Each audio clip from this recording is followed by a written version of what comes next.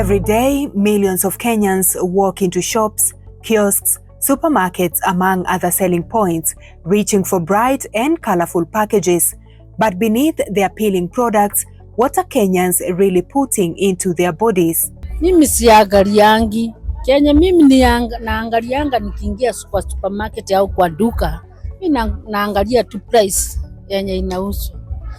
Sasa hatuna wakati ya kuangalia. Unajua sasa binadamu ni kama tumezoea. Imekuwa ni mazoea, mkate ni mkate. Vile unapatanga niko ina hari ama sometimes unaweza pata nimetumwa na msoko, kwa hivyo siangaliangi, labda tu kama nimeambiwa nichukue maziwa fulani ndio nachukua, like siena kuangalia iko na nini, like nakuanga tu na hiyo maziwa. Diets are rapidly changing. More fast foods, more sugary drinks, more packaged convenience. But with these changes comes consequences that many are unaware of. Lazima niangalie ndio nijue nini imetumika. Kwa mimi mpaka niangalie. Kwa sababu unajua siku hizi tuko na a lot of commodities. So mpaka nikonfirm nijue ni gani iko hapo ndani. Unajua sipo confirm sitakuwa najua na consume nini. Most shoppers don't take time to read the small ingredient prints at the back of packages, or they simply don't understand what it means. Currently, Kenya has a mandatory back of pack, but rarely do consumers go and read the back of pack because one, there's no time, and then number two, it is complex. Remember, nutrition information will tell you this product per 100 gram contains this. Not everybody is a nutritionist or a public health expert. They may read for purposes of reading, but the interpretation may be different. Hidden sugars, excess salt, and harmful fats are making their way into people's daily meals quietly, fueling Kenya's growing burden of non-communicable diseases. I don't think our population now are well informed. One, the labeling has been an issue. I would like us to even give examples. When you tell you have a product on the shelf and says no sugar added, what does that really mean? And most of these things still have some sugar. In the way they are prepared, even some of these juices, the syrup or the powder that they use to make that solution already has sugar. For many years, Evelyn Mekenya never paid much attention to what she ate, including sugary drinks, salty and fatty ultra-processed foods. She didn't know the dangers hidden in the plain sight until her health took a turn. Mimi nikienda kwa sopasi, yani sina haja kuangalia iko na nini. Mimi naangalia bei rahisi. Unajua uchumi ni mbaya. Sasa unaangalia bei kwanza. Ile ni bei kali, ile ni bei kali, ile iko sana, yani ile una afford ndio unachukua tu. Na sasa ukikula unasikia ni tamu kama uchaguanjeka. Ni tamu tu tunakula na tunaspenda. Lakini sasa ikifika kwa mwili, sasa inaanza kudhuru mwili ya mtu. She did not realize that the foods she enjoyed every day were slowly causing her weight to increase, eventually leading to diabetes and high blood pressure. Sasa kuenda kupima nikapata niko na weight ya 104. Sasa kwanza hapo ndio nikaambiwa sasa lazima utapunguza hii weight ndio sasa hata sukari itakuke hata sasa na exercise nyingi. Sasa ndio nikaanza kufanya exercise mpaka saa hii niko na 95. Evelyn is among millions of Kenyans silently living with non-communicable diseases, most of which are largely contributed by the foods we eat. Statistics show that 45% of women of reproductive age in Kenya are overweight and obese. 20.9% of our Kenyan men are obese and overweight. The Kenya Demographic Health Survey shows that 70% of our Kenyan women a day before the study had consumed sugar-sweetened beverage. This is a worrying trend when it comes to the health of our Kenyan population. Often referred to as the silent epidemic, NCDs creep in quietly and progress unnoticed until it's almost too late.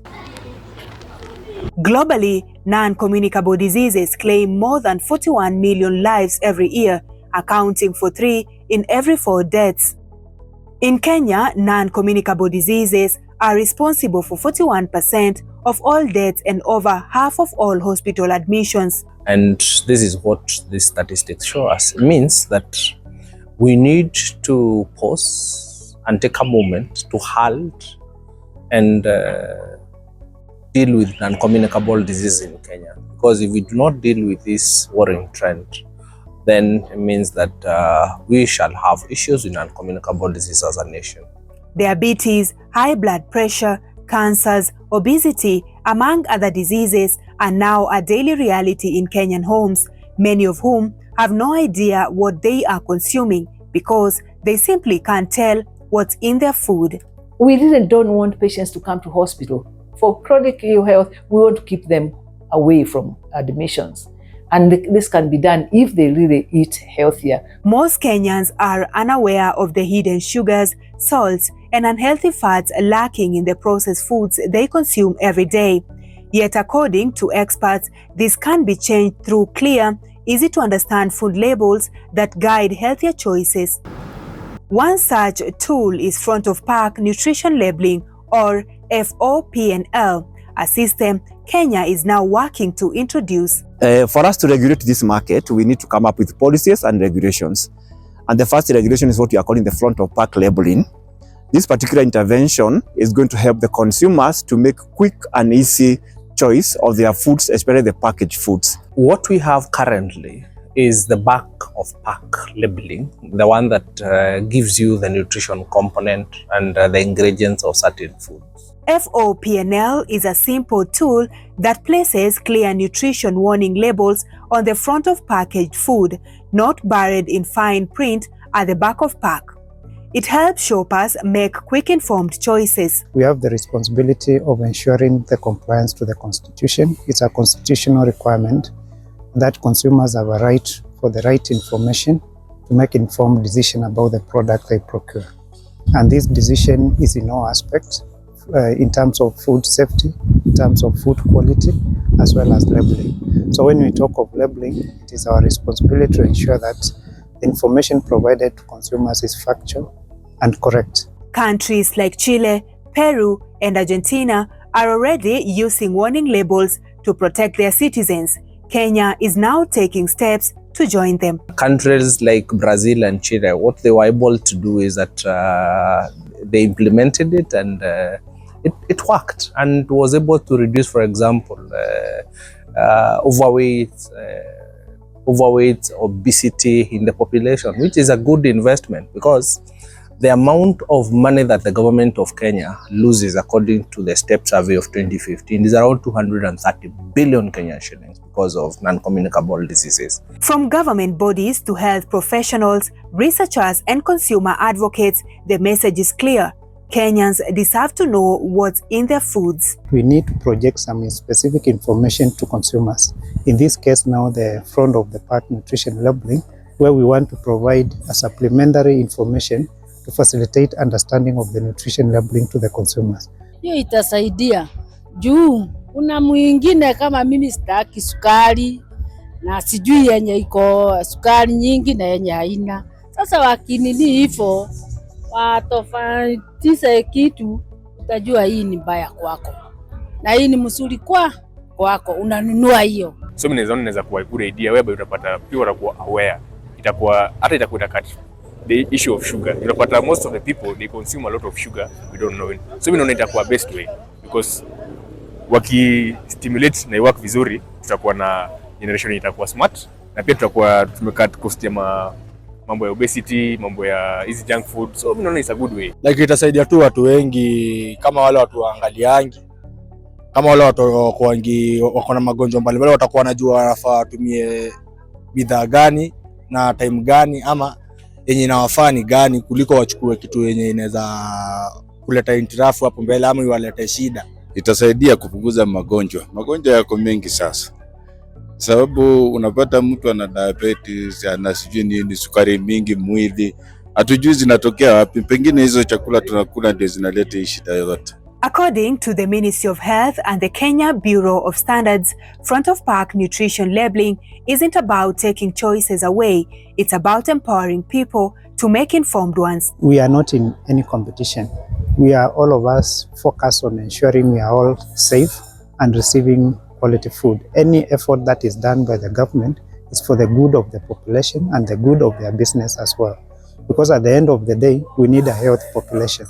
We want also to reduce the burden of non-communicable diseases. Of course, you are going to give the industry some, for example, a window period for them, first of all, to comply. You can't just launch it today and then tomorrow you say you start implementing. Give them a window period, but after that window period, we will now start enforcing and ensuring that all the manufacturers, not only the one in Kenya, but even food coming from imported into Kenyan market, carries our front of pack label. Stakeholders describe the introduction of front of pack nutrition labeling as a joint effort, not a battle against food manufacturers.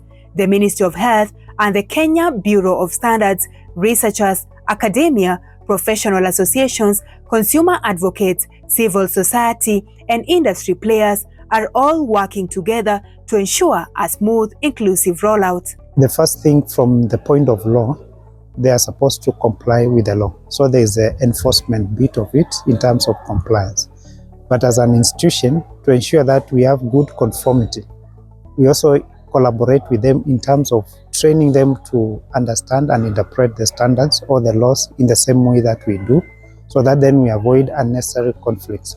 Children being among the key targets of aggressive food marketing by manufacturers, this initiative also aims to collaborate closely with the Ministry of Education and the Kenya Institute of Curriculum Development to empower young minds with the knowledge they need to make healthier food choices from an early age. We want to limit the time of exposure, and we are proposing between 6 a.m. and 10 p.m. every day, so that during that particular time, what we are calling watershed movement, our children are not exposed to marketing. We are even going beyond that, for example, regulating the billboards, regulating the print media.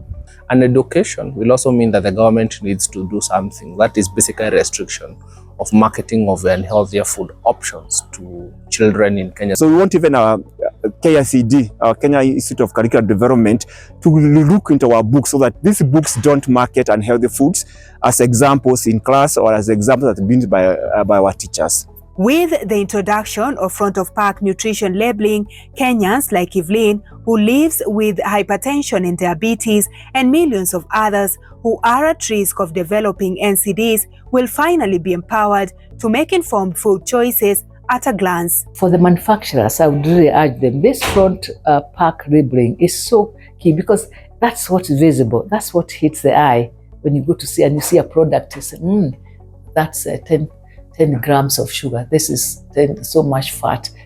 I mean, it hits you. And if you already now are aware, of course, then that's what you'll be looking for. It's upon us as Kenyans to decide that we want to live the years that God has given us. And those years, you live them having a quality life without disease. So I want to call Kenyans, first of all, to take action to prevent non-communicable diseases. Eat a healthy diet, engage in physical activity, take care of your mental health, and also ensure that you make food choices the easiest choice as a Kenyan. To the industry, we are not fighting you, we are supporting your industry, but then remember that public health precedes profits. If you have a patient who is cancer, it is resource draining. At national level, those resources are diverted to hospital. We could do education, we could do other things. So it's a collaboration to reduce this burden. It's not a fight. We want to see healthy consumers and health environment. Through effective labeling, we are enabling informed decisions and fostering a healthier food environment for all. So these things should be controlled at every point and every angle. And it can only happen if we all work together.